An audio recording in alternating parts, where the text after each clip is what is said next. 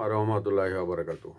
সুধী দর্শক, আজকে আমি যে বিষয়ে বলবো, আর বিষয়টি হচ্ছে সাবেক সরকারের একজন উপদেষ্টা,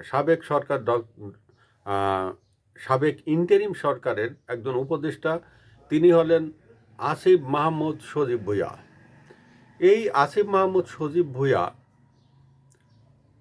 ঢাকা ইউনিভার্সিটির একজন ছাত্র এবং একসময় তার পায়ে জুতা ছিল না, পরনে ছিঁড়া প্যান্ট ছিল, ছিঁড়া গেঞ্জি ছিল। আর সেই আসিফ মাহমুদ সজীব ভুঁইয়া প্রাডো গাড়িতে চড়ে বেড়ায়। সেই আসিফ মাহমুদ সজীব ভুঁইয়া আজকে কোটি কোটি টাকার মালিক এবং কথিত আছে কয়েক হাজার কোটি টাকা তিনি বাংলাদেশ থেকে বিদেশে পাচার করেছেন। সেই বিষয়ে বাংলাদেশের অনেকে এটা তদন্তের আহ্বান জানাইছেন। এবং আসিফ মাহমুদ সজীব ভুঁইয়া যে তার নিজস্ব এলাকা কুমিল্লার মুরাদনগর এলাকা, সেখানে সেই ইউনূসের শাসন আমলে সেই শামীম উসমানের মতন, জয়নাল হাজারীর মতন ওই এলাকাটা একটা গডফাদার শাসিত এলাকা বানাইছিল। এবং সেই এলাকায় বিগত 18 মাস ধরে, অর্থাৎ ইউনূস সরকারের শাসনের 18 মাস তিনি ওই এলাকাতে একটা আসিফ মাহমুদ সজীব ভুঁইয়ার এলাকা হিসাবে অভিহিত করত এবং সেখানে একটা ত্রাসের রাজত্ব কায়েম করেছেন।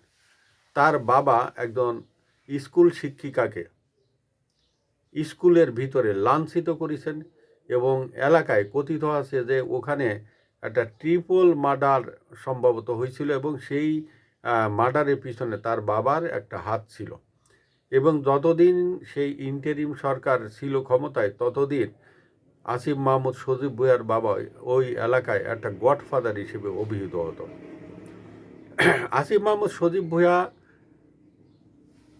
ইউনূস সরকারের ক্ষমতায় থাকা অবস্থায় তিনি বিদেশে গিয়েছিলেন এবং বাংলাদেশের বিমানবন্দরে AK-47 ম্যাগাজিন এবং একটা পিস্তল পাওয়া গেছিল। আমার প্রশ্ন যে তাকে যদি লাইসেন্স দেয়, একটা পিস্তলের লাইসেন্স দিতে পারে, কিন্তু তার কাছে AK-47 ম্যাগাজিন পাওয়া গেছে, তার মানে AK-47ও তার কাছে ছিল। এবং বাংলাদেশের কোনো নাগরিককে, সিভিলিয়ানকে AK-47 কোনো লাইসেন্স দেওয়া হয় না এবং AK-47 অস্ত্র কাউকে বরাদ্দ দেওয়া হয় না। এটা প্রশাসনের কাউকে দেওয়া হয় এবং সেই প্রশাসনের হয়তো আর্মিদের কাছে থাকে বা র্যাবের কাছে থাকে, এটা পুলিশের কাছেও থাকে না, পুলিশকেও এটা অনুমতি দেওয়া হয় না। কিন্তু আসিফ মাহমুদ সজীব ভুঁইয়ার কাছে AK-47 ম্যাগাজিন কিভাবে পাওয়া যায়? যে ছেলে একসময় 5 টাকা দামের এক কাপ চা খাইতে গেলে হিসাব করে খাইতে হতো, হোটেলে 100 টাকা বিল করতে গেলে 10 বার চিন্তা ভাবনা করা হতো, সেই ছেলে কিভাবে দামি গাড়িতে উঠে বেড়ায়, দামি গাড়ি হাঁকায় বেড়ায়? এবং একজন ছাত্র উপদেষ্টা, বয়স আর কত হবে, 26-27 হবে। এই 26-27 একজন ছাত্রকে সাবেক ইন্টেরিম সরকার ডক্টর ইউনূস সরকার তাকে তিনটে মন্ত্রণালয়ের দায়িত্ব দেওয়া হয়েছে। তার ভিতরে একটা ছিল LGRD। এই LGRD সাধারণত কোনো রাজনৈতিক দলের দ্বিতীয় ব্যক্তি পায়। যেমন আমরা দেখেছি বর্তমান যে ব্যক্তি, সম্ভবত তিনি বিএনপির যে মহাসচিব ছিল তিনি পাইছেন। এবং সাবেক আওয়ামী লীগ সরকারের সময় এটার দায়িত্ব ছিল, উনি মারা গেছে, ভদ্রলোকের নামটা আমার মনে আসছে না, সরি, ওনার কাছে, অর্থাৎ দলের কোনো দ্বিতীয় কোনো ব্যক্তির কাছে এই LGRDর মন্ত্রণালয়ের দায়িত্ব থাকে। কিন্তু LGRD তো তিনি পেয়েছেন, ক্রীড়া মন্ত্রণালয়ের দায়িত্ব পেয়েছেন। এইভাবে তিনি হাজার হাজার কোটি টাকা তিনি নয়-ছয় করেছেন এবং যেভাবে তার নিজস্ব এলাকায় হাসনাতের এলাকায় যেভাবে বরাদ্দ দিছে শত শত কোটি টাকা তার এলাকায় বরাদ্দ দিচ্ছে এই কারণে যে তিনি নির্বাচন করবেন।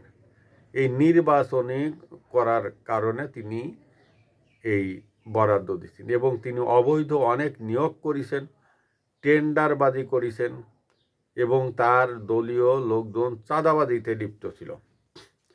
এবং সম্প্রতি দুদক একটা তার কাছে একটা নোটিশ পাঠাইছে, অর্থাৎ তার ব্যাংক হিসাব তলব করেছেন। তার ব্যাংক হিসাব দেওয়ার জন্য সম্প্রতি একটা নির্দেশ জারি করেছেন এবং সেই বিষয়ে তিনি অনেক কান্নাকাটি ইতিমধ্যে শুরু করেছেন।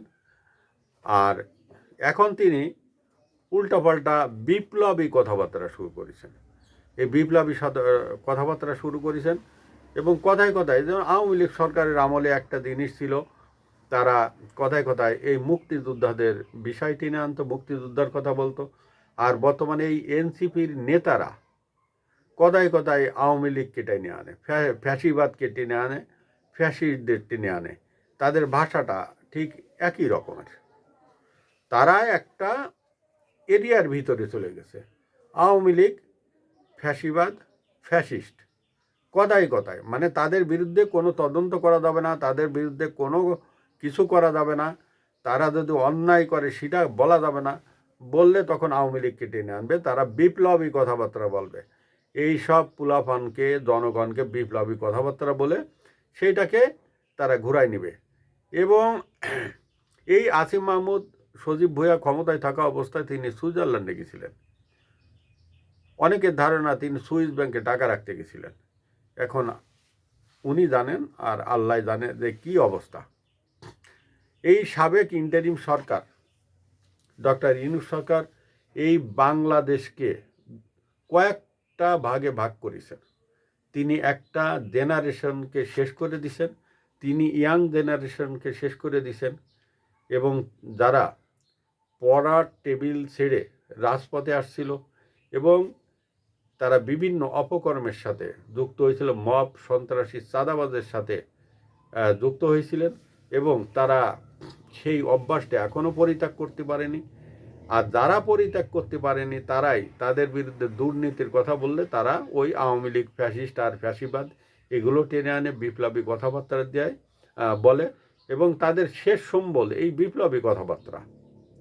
আর শেষ সম্বল হাদি। এই আছে অবস্থা। শুধু দর্শক, আমার চ্যানেলটি আপনারা সাবস্ক্রাইব এবং ফলো দিয়ে আমার সাথে থাকবেন। আসসালামু আলাইকুম ওয়া রাহমাতুল্লাহি ওয়া বারাকাতুহু।